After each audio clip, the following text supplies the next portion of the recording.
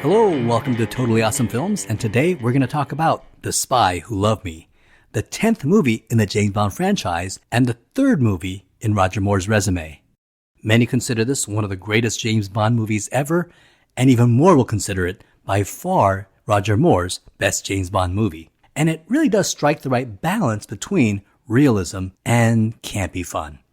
It has cool futuristic gadgets, sexy women, exotic locales, powerful henchmen, and an evil big boss. It even has a sports car that turns into a submarine. It's funny without being silly, it's kitschy without being ridiculous, it's serious without sacrificing any of the fun. And James Bond fans generally include this among their top 5 films. And even the most die-hard Connery fans will probably have to concede that this film is worthy of a Connery Bond film. So when you talk about James Bond with the grown-ups, and they always talk about how much of a better Bond Sean Connery was, most of the adults do concede that The Spy Who Loved Me was as good as a Connery Bond. And then there'd always be some adults that say that Spy Who Loved Me was their ultimate James Bond film. And I feel that the trilogy of The Spy Who Loved Me, For Your Eyes Only, and Octopussy can be compared to some of the best Sean Connery and Daniel Craig Bond films ever. Eon Productions, who made all the James Bond films since Dr. No, was a partnership between Albert Cubby Broccoli and Harry Saltzman, and they created the James Bond film franchise. In 1961, Harry Saltzman and Cubby Broccoli formed Danjaq, named after their wives Dana and Jacqueline, and this company held the license for the James Bond property. They made all the James Bond movies, from Dr. No to From Russia with Love to Goldfinger, all the way to Live and Let Die and The Man with the Golden Gun. However, half of Eon, Harry Saltzman, suddenly ran into some financial hard times. Harry Saltzman had spread himself out pretty thin, and he had invested in a lot of other businesses, including a lot of other movie studios. And this was at the core of the dynamic duo's problems, and the tensions began to show as early as Diamonds Are Forever. At the core of their troubles was their differing attitudes toward the James Bond franchise. Cubby Broccoli was all in on Eon and the James Bond property and devoted everything he had to the success of the James Bond franchise. He knew James Bond was a gold mine. Meanwhile, Harry Saltzman saw Eon as a small part of his larger entertainment empire. And so Cubby Broccoli was starting to feel that Harry Saltzman was not as invested in James Bond as he was, and that he was doing most of the work while Harry Saltzman was splitting half the profits. Now the problem really hit ahead when Saltzman borrowed $40 million from a Swiss bank to purchase a movie studio called Technicolor Motion Pictures Corporation in 1969, and he bought it for approximately $30 a share. And there was some corporate wheeling and dealing that went behind the scenes, and Saltzman was hoisted out of the board. And so he lost this corporate power struggle. And in 1978, Technicolor Motion Picture Corporation was worth $8 a share. And the Swiss bank loan was due, and Harry Saltzman even missed a few interest payments, and he had to pay the bank back. So at the end of The Man with the Golden Gun, Harry Saltzman asked his Eon partner, Albert Broccoli, to dissolve Danjaq, which owned the James Bond license, so that he could pay the Swiss bank back. And Cubby Broccoli initially agreed, but then later on reneged, saying something like he didn't want to pay all the taxes. It was likely that Cubby Broccoli was wanting Harry Saltzman to sell him his shares directly so that he can take over the James Bond license all by himself. Well, as revenge, Saltzman sold his shares of Danjaq and Eon for $20 million to United Artists. So now Cubby Broccoli owned half of the James Bond franchise, and United Artists owned the other half. And it was under this arrangement that The Spy Who Loved Me was made. And this partnership would make Moonraker and For Your Eyes Only. And in 1981, MGM would purchase United Artists, forming MGM UA, making them the owners of half the James Bond franchise. And it was this partnership between Cubby Broccoli and MGM UA that made the Timothy Dalton movies, the Pierce Brosnan films, and the Daniel Craig films. Well, recently in 2021, Amazon bought MGM UA, making them the owners of half the James Bond franchise. And that's the drama that's going on right now. So the Broccoli family was at a stalemate with Amazon on the direction of the James Bond franchise. When Amazon head Jeff Bezos heard that Barbara Broccoli was not happy with Amazon and that they were at a stalemate, he basically said, make her an offer she can't refuse. And boy, did they. Because Amazon offered the Broccoli family $1 billion for the creative rights to the James Bond movie franchise. That's 1 billion with a B. Now, contrary to popular belief, the Broccoli family will still own half the James Bond franchise, so they'll still share in half the profits of anything Amazon makes. The $1 billion was only to give up creative control, and it was indeed an offer they could not refuse. So from here on out, every James Bond movie, every James Bond streaming spin-off show, everything James Bond will be made solely by Amazon, with the Broccoli family sharing in the profits. Now, unfortunately, after seeing what Disney did to Star Wars and seeing what Amazon themselves did to Lord of the Rings, Rings of Power, a part of me is pretty worried. Well, back to The Spy Who Loved Me. So Albert Cubby Broccoli had to make this one without his partner, Harry Saltzman. So Guy Hamilton, who had directed Goldfinger, Diamonds Are Forever, Live and Let Die, and the last film, The Man with the Golden Gun, was originally attached to direct this film. Interestingly, he left the James Bond franchise to direct. Now this is weird. Do you know which movie he left the James Bond franchise to direct? He left the James Bond franchise to direct Superman the movie. That's right, Guy Hamilton was originally going to direct the 1978 Superman the movie, and they were set to film Superman in Italy, but once they hired Marlon Brando could not set foot in Italy because the Italian government was threatening to arrest him for obscenity charges due to his film The Last Tango in Paris, directed by Bernardo Bertolucci, who the Italian government actually arrested for 3 months. So it was not a blanket threat. As a result, they had to move the production to the UK, and Guy Hamilton could not set foot in the UK because of tax problems. So for the Salkinds, it was between Guy Hamilton or Marlon Brando, and of course they chose Marlon Brando. So Guy Hamilton was out, and after an extensive director search, they finally found Richard Donner. And this is interesting. There's actually another connection between the James Bond franchise and Superman the movie. Even though the original script was written by Mario Puzo, Puzo turned in a 550-page script. Therefore, the screenwriting team of Robert Benton and David and Leslie Newman rewrote the movie into a more appropriate 120-page script. And then director Richard Donner brought in his own screenwriter, his friend Tom Mankiewicz, to turn that film into the movie that we saw on screen. Tom Mankiewicz, who also wrote the screenplay for Live and Let Die, The Man with the Golden Gun, and who did uncredited rewrites for The Spy Who Loved Me and the next film, Moonraker. So there's a weird Superman and James Bond connection. And another weird Superman and James Bond connection was that Superman was filmed on the James Bond set at Pinewood Studios. So Cubby Broccoli went in search for directors, and they eventually settled on Louis Gilbert, who had directed the previous movie, You Only Live Twice. The Spy Who Loved Me was the 10th book in the Ian Fleming series, and the original book was totally different from this movie. And up to now, even though much of the James Bond movies departed somewhat from the original Ian Fleming novels, the core of the movie resembled the novels. Dr. No, From Russia with Love, Goldfinger, Thunderball, You Only Live Twice, On Her Majesty's Secret Service, Live and Let Die, and The Man with the Golden Gun basically take the basic story elements from the novel. Probably Dr. No, From Russia with Love, and On Her Majesty's Secret Service probably follow the novels the closest, with Diamonds Are Forever and The Man with the Golden Gun diverging the most. Well, The Spy Who Loved Me will be the first James Bond movie that has almost nothing to do with the Ian Fleming novel. And this is because Ian Fleming did an experiment while writing The Spy Who Loved Me, where he wrote the entire novel from the point of view of a Canadian woman, Vivienne Michel, who has to work with James Bond.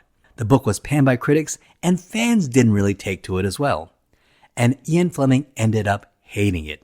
So when he sold the rights to his novels in 1961 to Saltzman and Broccoli, he refused to sell the story rights to The Spy Who Loved Me, and all he sold them was the title, which if you think about it, is an excellent title.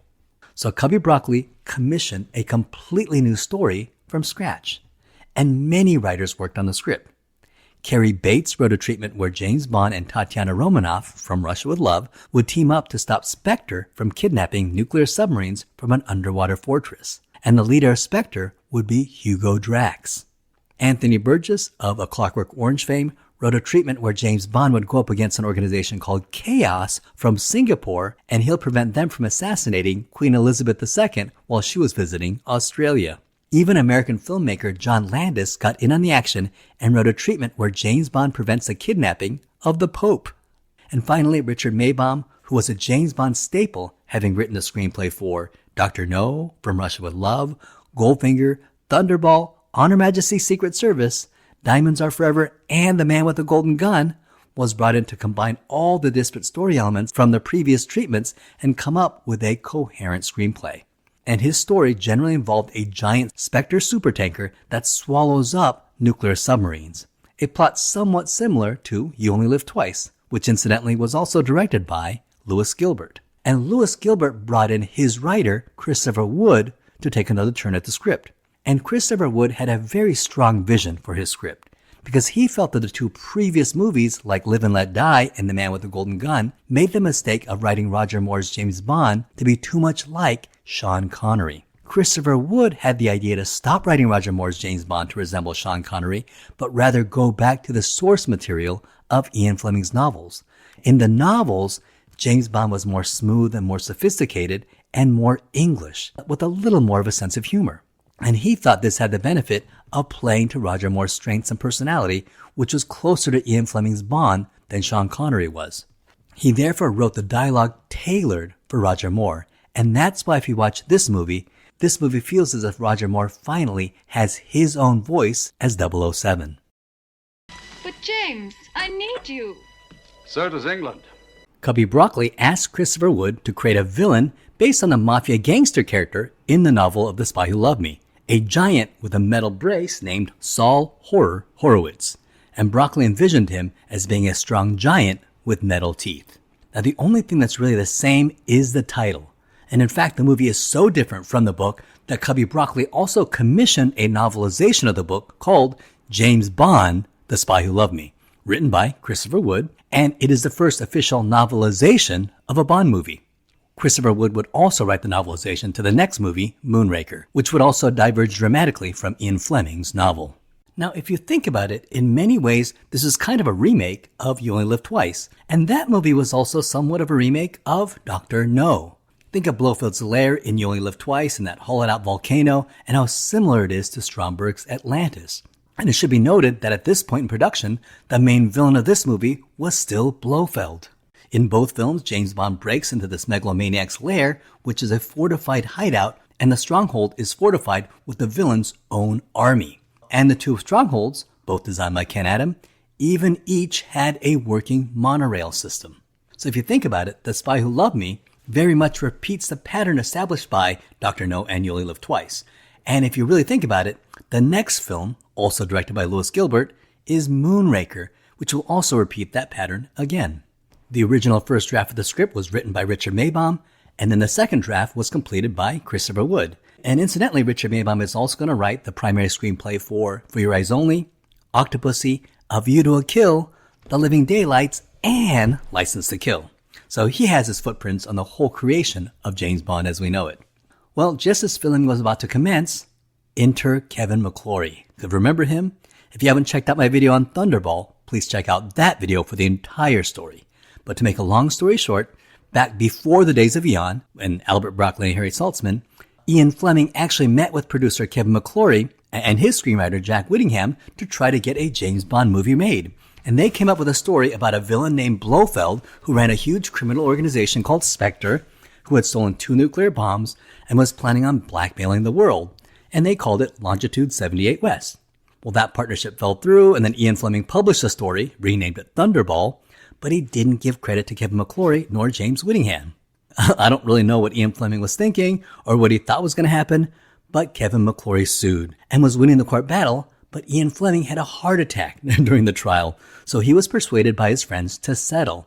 And in 1963, the settlement said that Ian Fleming owned the rights to the book Thunderball, but had to give credit to Jack Whittingham and Kevin McClory. However, all movie rights to Thunderball went to Kevin McClory, and that included the rights to Blofeld and Spectre. Well, there was a problem, because before this settlement, Ian Productions had just made 2 movies, Dr. No and From Russia with Love, that featured Blofeld and Spectre. And that's why in the third film, which was at the time of this lawsuit, Goldfinger didn't have Spectre nor Blofeld in it. Well, as a clever compromise, Albert Broccoli and Harry Saltzman brought in Kevin McClory to produce their 4th film, Thunderball, gave him full producer credit, gave him a whole bunch of money, and even let him have a cameo in the movie, and in exchange, Ian would get the rights to Blofeld and Spectre for 10 years. And that's why they were able to make You Only Live Twice, On Her Majesty's Secret Service, and Diamonds Are Forever, which heavily featured Blofeld and Spectre. Well, by the time of this movie, their 10 years had run out, and the rights to Blofeld and Spectre reverted back to Kevin McClory. And he sued Eon to stop the filming of The Spy Who Loved Me, stating that they had plagiarized his Thunderball.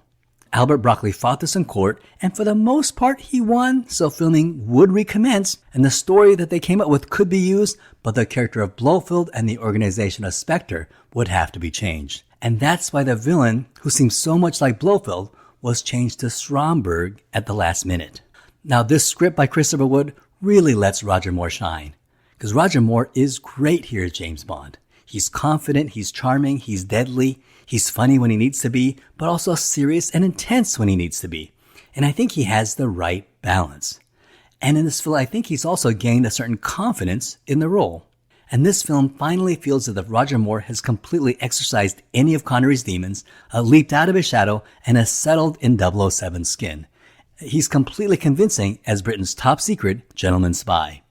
And in this movie, he is James Bond. For the role of top Soviet spy Anya Amasova, aka Triple X, this was particularly difficult to cast because they needed someone tough and beautiful who could come across as James Bond's equal. And for the role of Anya Amasova, they originally wanted to cast Lois Childs. She'll go on to play Dr. Holly Goodhead in the next film, Moonraker. And I can totally see it. I can see her in this movie. However, she had temporarily retired from acting, so the producers had to scurry and find a replacement. The producers ended up auditioning multiple women. And Catherine Deneuve lobbied hard to play the part of Anya Amasova. However, Catherine Deneuve was already a big star who could command a salary of $400,000 to $500,000 per picture. However, she wanted to play Anya Amasova so badly that she even agreed to cut her usual salary in half, going as low as $200,000. However, Cubby Broccoli said that he could only afford to pay her $85,000, so Catherine Deneuve couldn't go that low and dropped out of the project. Other actresses like Martha Keller and Dominic Sands were also considered. However, 4 days before filming, Triple X had not yet been cast. Fortuitously, one of Broccoli's friends asked him if he can do him a favor and give him a small part for one of his female friends. Well, no problem. So Albert Broccoli agreed to give Barbara Bach a small part in the film. However, when she came on set, they were intrigued with her stage presence. So they decided to audition this unknown American actress, Barbara Bach, for the role of Anya Amasova and gave her a screen test. And she had the best screen test of any of the actresses and also had excellent chemistry with Roger Moore. And so she was cast as Triple X. And this character really is fantastic. She really is 007's opposite number in the KGB, and she is their top spy. And she's beautiful, she's smart, she's deadly, and really the best match for Bond yet. And they look good working together, whether they're fighting villains or fighting each other or kind of one-upping each other in meetings to impress their leaders. There's this really good chemistry between these two. And she does come across completely as James Bond's equal. And we sort of feel that the world is in better hands because these two are working together. And Barbara Bach really is good. For me, I mostly remember her as the MacGuffin love interest in the movie Caveman, the antagonist to Kelly Long's Good Girl character. Now, Barbara Bach was born in Queens, New York, and she is of Jewish and Irish descent. At age 14, she joined the Eileen Ford modeling agency and quickly became the most sought-after face in all of modeling. Now, incidentally, Barbara Bach is the wife of Beatles drummer Ringo Starr, and they met and married each other on the set of the 1981 comedy film Caveman, which actually is one of my favorite comedy movies of all time, and I may have to review that for this channel one of these days. As you can imagine what being married to Ringo Starr was like, the two engaged in heavy alcohol and heavy drug use together from 1981 to 1988 when the two checked into a rehab center, got sober, and the two have remained sober to this day. And here's something really cool. After 40 years of marriage, they're still married. Well, after the two got sober, Barbara Bach was accepted into the UCLA psychology department, and she received her master's in psychology in 1994. Now, another wonderful addition is the evil henchman Jaws. David Prowse, who will go on to play Darth Vader, was considered for the part. And another actor that was considered was Jack O'Halloran, who is best known for playing the Phantom Zone villain Non in Superman 2. However, Cubby Broccoli was watching the TV show The Barbary Coast and spotted Richard Kiel and cast him in the role of Jaws. Now, Richard Kiel was a prominent and working character actor who had multiple roles in TV shows whenever they needed a tall man. And Kiel is most famous for being in The Twilight Zone and in the old Wild Wild West TV show. And Richard Kiel had been in hundreds of movies and TV shows, and film-wise was probably most prominent in 1974, The Longest Yard with Burt Reynolds. But his role here as Jaws will propel him to celebrity status, to the point they even had to bring him back as a good guy in the next film. And to the younger generation, he is probably best known as Happy Gilmore's boss in Happy Gilmore, the one that gets the nail in his head. Now here's something interesting. Richard Kiel was originally cast as the 1978 Incredible Hulk, and they even filmed 2 days worth of television, but after filming 2 days, it was determined that Richard Kiel was not muscular or bulky enough, and he was replaced at the last minute by Lou Ferrigno. Jaws, as played by Richard Kiel, is a fierce 7'4" giant with metal teeth, and when we meet him, the head villain Stromberg tells him to kill everyone who's touched the microchip, and Jaws smiles with childish glee, and that's all we need to know about him. Every person who even comes into contact with that microfilm is to be eliminated. Not only is he a physical specimen, he enjoys killing. And we really feel that 007 really is in trouble. Many fans, including myself, consider him the best James Bond henchman ever. And the metal teeth were actually designed by Katrina Kubrick, who was the stepdaughter of Stanley Kubrick. And she didn't want them to be pointed since they could injure Kiel, so she came up with the idea to have the teeth resemble a cogwheel pattern. However, the metal teeth that Richard Kiel has to use every day were very uncomfortable, and he described it as being like having a box inside your mouth, like when you go to the dentist to get a molding of your teeth. And they were so uncomfortable to the point of being painful that he was only able to wear it for a few minutes at a time for the shoot, and immediately took it off when the cameras were not on him. And whenever you see him on camera, he said it always really put him in a bad mood. The name Jaws is somewhat of an homage to Steven Spielberg. Bond has always been a trend hopper. Live and Let Die with Blaxploitation and The French Connection, The Man with the Golden Gun with Bruce Lee Kung Fu films, and Moonraker with Star Wars. And so The Spy Who Loved Me definitely has a water theme. And if you think about it, the biggest hit the previous year was Steven Spielberg's Jaws. And now remember, Steven Spielberg was one of the directors they were considering for Man with the Golden Gun. And he actually approached Cubby Broccoli twice and asked if he could direct.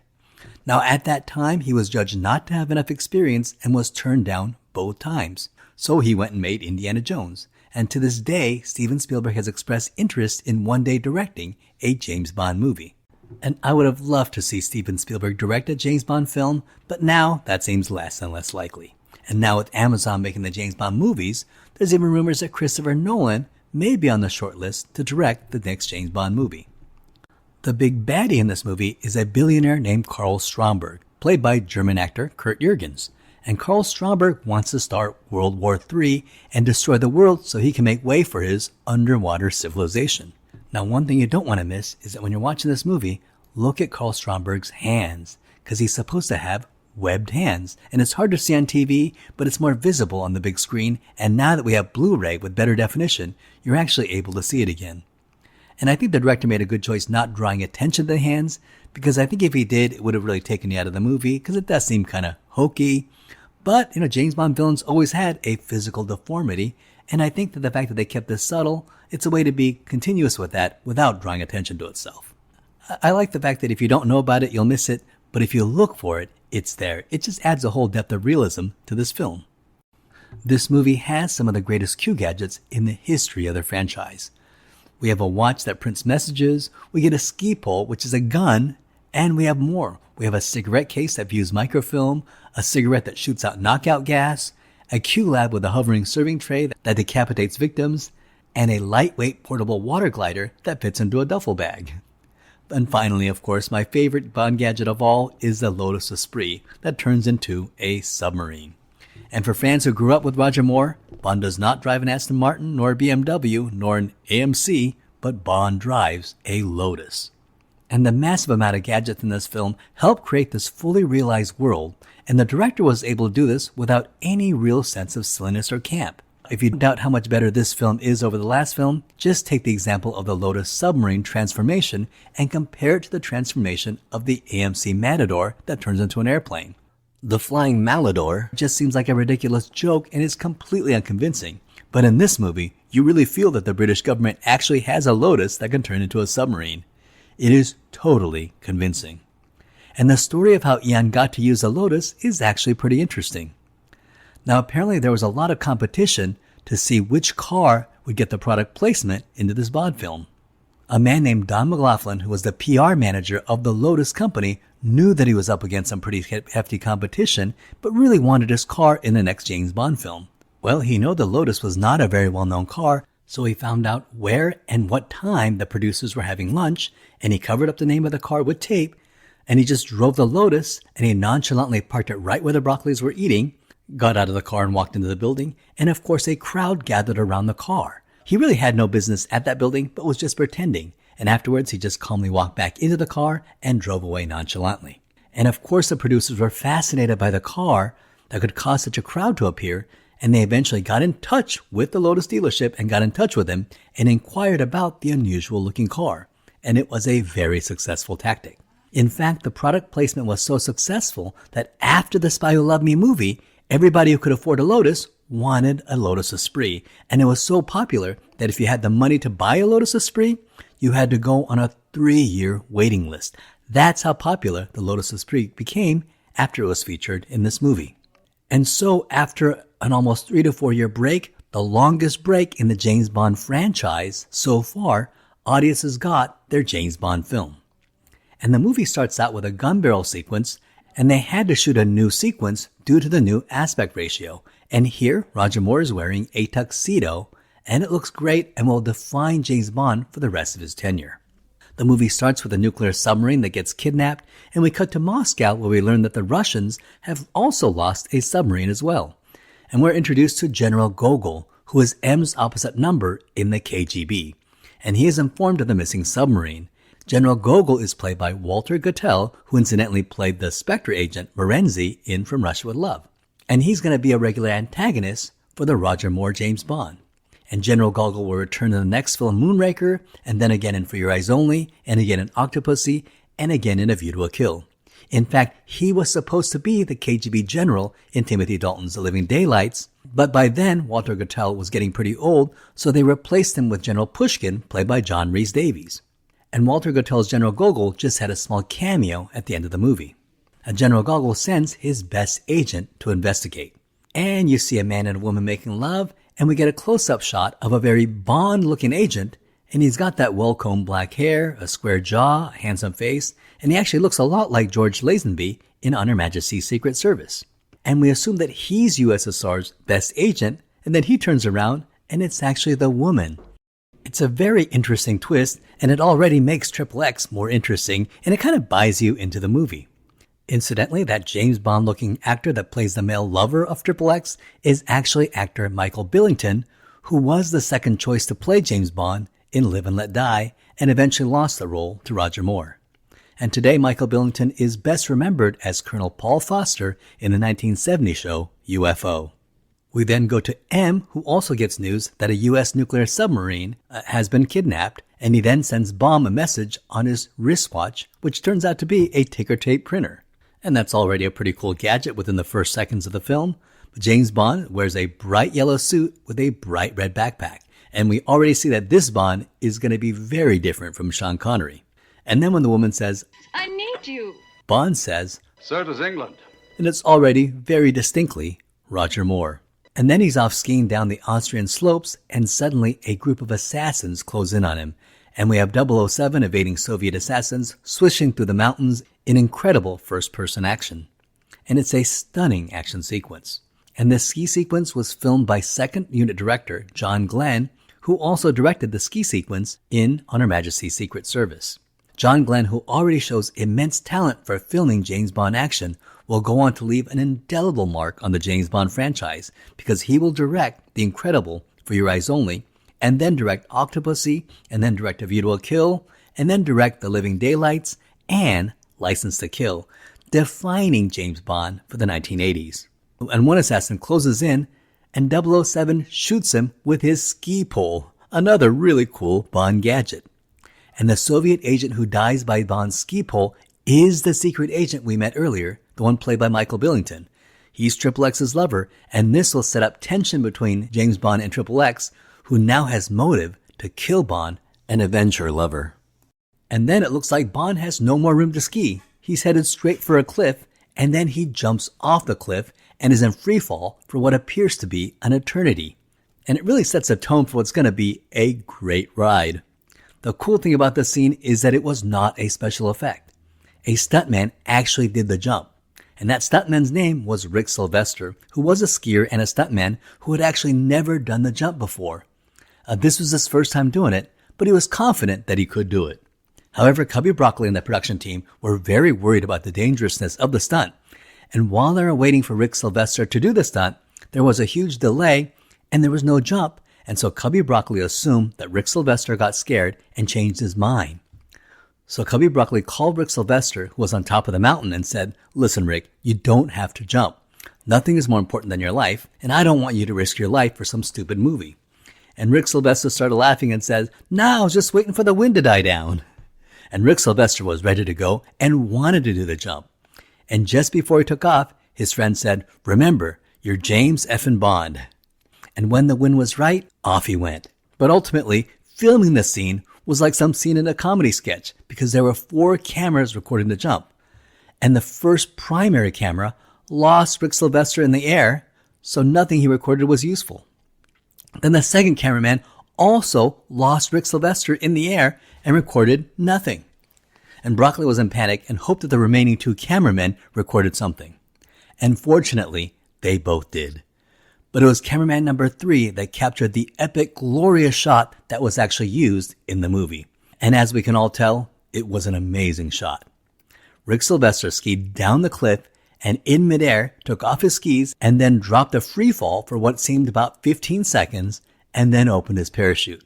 And if you look carefully, you almost see one of his skis sort of clip the parachute. And that was not a special effect.